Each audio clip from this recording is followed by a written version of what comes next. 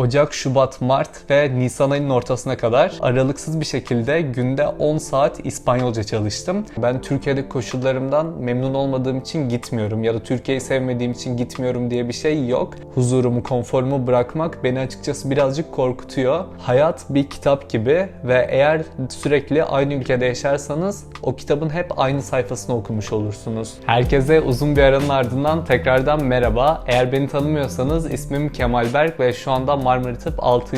yani son sınıf öğrencisiyim. YouTube'a uzun bir süre ara vermiştim. Çok fazla içerik paylaşma fırsatı bulamamıştım. Dün de Instagram'dan sizlere uzun bir sürenin ardından YouTube'da nasıl bir video görmek istersiniz şeklinde bir soru sordum.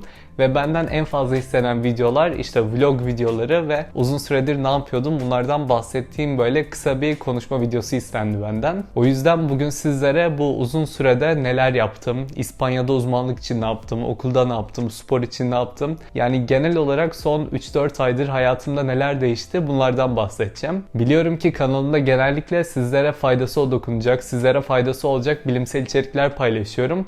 O yüzden sizlere öncelikle uyarmak isterim ki bu video için herhangi bir bilimsel araştırma vesaire hazırlamadım. Yani bu videoda sizlere değer katacak, sizlere yeni bir şey öğretecek bir bilgi yok. Eğer vaktinizin kaybolacağını düşünüyorsanız kanalımdaki diğer videolara göz atabilirsiniz. Dediğim gibi bu videoda sadece hayatımda son 3-4 aydır neler oldu, neden İspanya'da uzmanlık yapmaya karar verdim, işte spor için ne yapıyorum, günlük rutinlerim nasıl değişti vesaire. Bunlardan sohbet şeklinde sizlere bahsetmek istiyorum. Hatta sadece merak ettiğiniz bir alan varsa diye ben doğrudan merak ettiğiniz yeri izlemeniz için de aşağı dakikaları bırakıyor olacağım. Oradan istediğiniz dakikanın üzerine tıklayarak videonun merak ettiğiniz kısmından izlemeye başlayabilirsiniz. Şimdi nerede kalmıştık? Ben en son 2023'e girerken sizlerle bir tane sağlık tüyosu videosu paylaşmıştım. Ardından işte gerek sınavlarım olsun, gerek ülkenin içinden geçtiği zor günler olsun, deprem olsun, çok kötü günler geçirdik ve çok fazla paylaşım yapmak açıkçası içimden gelmedi. Ama şimdi yavaş yavaş yaralarımızı sarıyoruz ve yavaş yavaş günlük hayat rutinlerimize geri dönmeye başladık. Ben de o yüzden en azından sizlere bir merhaba demek istedim bu videoda. Şimdi öncelikle ben tıp fakültesinden başlayacağım genel olarak. Biliyorsunuz ki bu benim son senem. Ben şu anda 6. sınıftayım ve bu sene intern diye geçiyor. Yani siz hastanenin bütün işlerinden sorumlusunuz.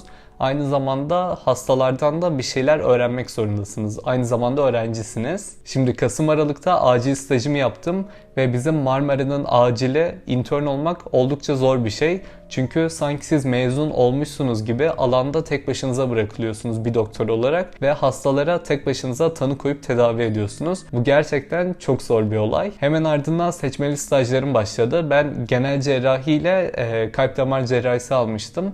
Çünkü yurt dışında çalışmak ya da staj yapmak istiyorsanız yurt dışındaki fakülteler sizlerden son senenizde cerrahi bir stajda seçmenizi yapmanızı istiyorlar. Ben de bu yüzden onları seçmiştim. Onlar oldukça keyifli geçtiler seçmeli oldukları için. Hemen ardından da dahiliyeye başladım. Dahiliyede de kendimiz seçiyoruz. Dahiliyenin 2 tane dalını. Ben başlangıçta çok fazla ilgim olmamasına rağmen kardiyoloji ve göğüs hastalıkları seçtim.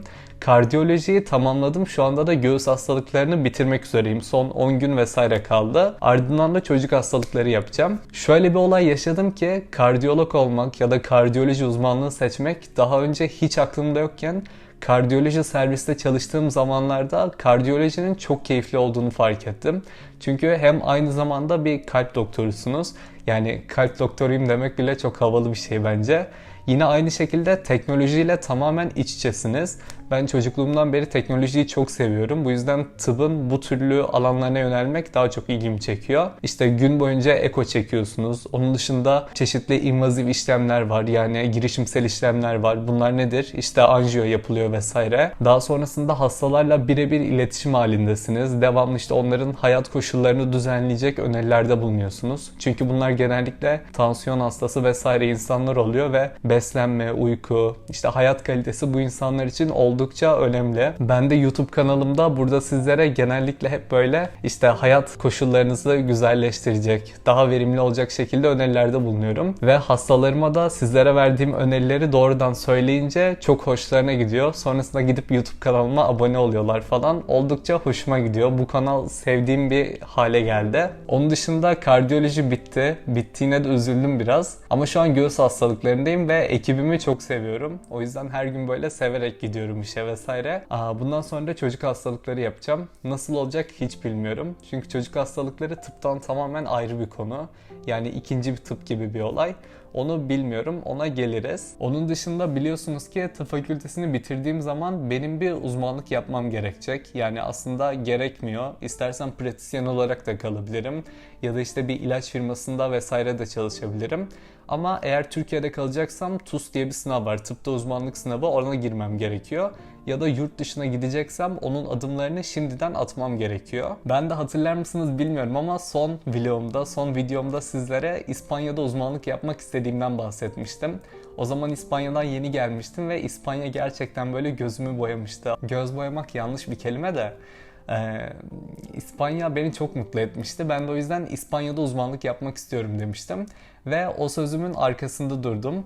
Ben Ocak, Şubat, Mart ve Nisan ayının ortasına kadar aralıksız bir şekilde günde 10 saat İspanyolca çalıştım ve ardından bir sınava girdim. Bu kadar fazla çalışmamın sonucunda da sınav beklediğimden daha iyi geçti ve büyük ihtimalle geçeceğim gibi duruyor. Sonuçlar yazın açıklanacak. Çünkü belgelerin hepsini İstanbul'dan alıp Madrid'e gönderiyorlar ve hepsi elle okunduğu için birazcık açıklanma süreci uzun sürüyor. Bu sınavın adı DELE, yani açılmış ismiyle Diploma de Español como Lengua Extranjera, yani yabancı dil olarak İspanyolca diploma sınavı olarak geçiyor. Ve sınavı aslında İngilizcenin IELTS'ine benzetebiliriz. Bu bir seviye sınavı. İspanya'da doktorluk yapmak istiyorsanız B2 seviyesinde İspanyolca dil sertifikasına sahip olmanız gerekiyor. Eğer uzmanlık sınavına yani MIR'e girmek istiyorsanız da C1 düzeyinde İspanyolca diplomanızın olması gerekiyor. Ben şu anda B2 aşamasını tamamladım ve Kasım'da C1 sınavı var, onu bekliyorum. Zaten o zamana kadar da birazcık daha kafamda bir şeyler netleşmiş olur. Sınava çalışmak için işte bir sürü kitap buldum. Kitapların hepsini bitirdim. 3 tane DELE kitabı bitirdim. Normalde öğrenciler genellikle bir kitap bitirip ardından sınava giriyorlar. Ben garanti almak için 3 kitabı da bitirdim. Ardından günde 2'şer tane, 2 tane farklı hocadan özel ders aldım. O sayede konuşma pratiğimi geliştirdim ve iyi ki de bunu yapmışım diyorum. Çünkü ben sınavı geçmek için çalışsam da bu sırada İspanyolca kelime dağarcığım çok fazla gelişti. Ve şu anda kendimi İspanyolca konuşurken daha bir özgüvenli hissediyorum. O yüzden de çok mutluyum aslında. İyi ki böyle bir şey yapmışım. Çünkü eğer İspanya'da doktorluk yapacaksam benim akıcı ve hatasız bir şekilde İspanyolca konuşmam gerekiyor. Doktorluk biliyorsunuz ki güvene dayalı bir meslek ve eğer hastanız size güvenmezse, ki güvende dille konuşmakla oluyor, sizin verdiğiniz tedaviye de sadık kalmayacaktır ve tedaviyi düzgün bir şekilde uygulamayacaktır. O yüzden İspanya'nın kültürüne, İspanya'nın diline, işte deyimlerine, her şeyine çok iyi bir şekilde hakim olmak gerekiyor. İyi ki hazırlanmışım bu sınava. Çok fazla detaydan bahsettim ama neden İspanya'da uzmanlık yapmak istediğimden bahsetmedim herhalde. İspanya aslında benim için böyle mantıklı bir tercihtense kişisel ve böyle kalpten gelen bir tercih oldu. Yani mantıktan çok duygusal bir tercih oldu. Ben İspanya'ya gittiğim zaman kendimi çok mutlu hissediyorum. O işte Barcelona'nın böyle plajında yürürken ya da Madrid'in sokaklarında yürürken vesaire kendimi çok mutlu hissediyorum. Türkiye'de de tabii ki mutlu hissediyorum ama oradayken de mutlu hissediyorum. Bunu başka bir ülkede yaşayabileceğimi düşünmüyordum. Ama İspanya bana Türkiye gibi gelmeye başladı ve çok hoşuma gitti. Onun dışında doktorların çalışma koşulları Türkiye'ye kıyasla birazcık daha insancıl. Hatta birazcık daha değil, bayağı daha insancıl. Ben mesela 6. sınıf tıp öğrencisi halimleyken, acil yeşil alandayken günde 24 saatte mesela yaklaşık 200-300 hasta bakıyorum. Ama İspanya'daki bir pratisyen hekim ya da bir aile hekimi bir poliklinikte maksimum günde 20 tane hasta bakıyor ve onlara çok uzun süre vakit ayırabiliyor. Yani 5 dakikada bir tanı koymasına gerek kalmıyor. Onları uzun uzun hikayelerini dinliyor, uzun uzun muayene ediyor ve tedavilerini onlara güzel bir şekilde açıklayabiliyor. Beni motive eden olay bu oldu aslında. İspanya'da uzmanlığı merak edenler olursa sizlere daha fazla video çekebilirim. Bu videoyu çok fazla uzun tutmak istemiyorum. İspanya hakkında her şey diye bir kanal var YouTube'da. Doktor Görkem ablanın. Çok güzel bir kanal. Ona göz atmanızı tavsiye ediyorum. Bu süreçleri çok güzel bir şekilde açıklamış. Beni de aslında motive etti böyle birazcık. Çünkü önünüzde bu süreci yapan ve her detayıyla paylaşan bir insanın olduğunu görmek sizleri birazcık daha motive ediyor. O yaptıysa ben de yaparım gibi. O yüzden ona teşekkür etmek istiyorum ve sizlere de aşağı linkini bırakırım. Merak edenler olursa oradan izleyebilirler. Onun dışında bu 3-4 aydır odaklandığım başka ne vardı?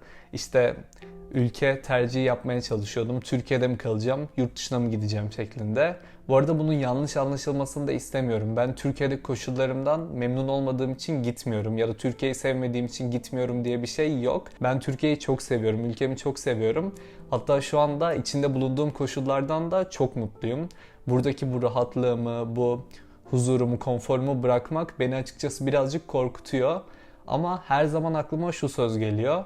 Hayat bir kitap gibi ve eğer sürekli aynı ülkede yaşarsanız o kitabın hep aynı sayfasını okumuş olursunuz diye bir söz geliyor aklıma. Nerede okumuştum bunu bilmiyorum. O yüzden de sürekli ülke değiştirmenin, yeni tecrübeler edinmenin, hayata yeni farklı bakış açılarından bakmanın İspanya'nın benim için bir tercih olmasının sebebi de bu oldu aslında. Yıllar sonrasında tabii ki de ülkeme çok daha böyle tecrübe edinmiş, işte çeşitli klinik alanlarda çalışmış bir şekilde daha tecrübeli bir şekilde döneceğim. O konuda hiç kimsenin endişesi olmasın. Hala bir şeyler kesinleşmiş değil. Hala hangi uzmanlığı yapacağımı bilmiyorum. Hangi ülkede yaşayacağımı da bilmiyorum ya da hangi ülkelerde yaşayacağımı. Ama bu belirsizliğin içerisindeyken hayattan zevk almaya çalışıyorum, anı yaşamaya çalışıyorum. Bu süreçte de bir yandan da sorumluluklarımı halletmeye çalışıyorum. O yüzden de YouTube kanalına tekrardan düzenli olarak içerikleri üretmeye karar verdim. O şekilde güzel bir sohbet videosu oldu bence. Sizler de umarım keyif almışsınızdır. Eğer daha fazla bu tür içeriklerden görmek istiyorsanız, kanalımda paylaştığım bilimsel içerikler ve dil öğrenme içeriklerini görmek istiyorsanız kanala abone olabilirsiniz ve bu videoyu da beğenirseniz YouTube ana sayfanızın algoritması bu videoya göre değişecektir. O şekilde o zaman sonraki videolarda görüşünceye dek kendinize çok iyi bakın. Hoşça kalın.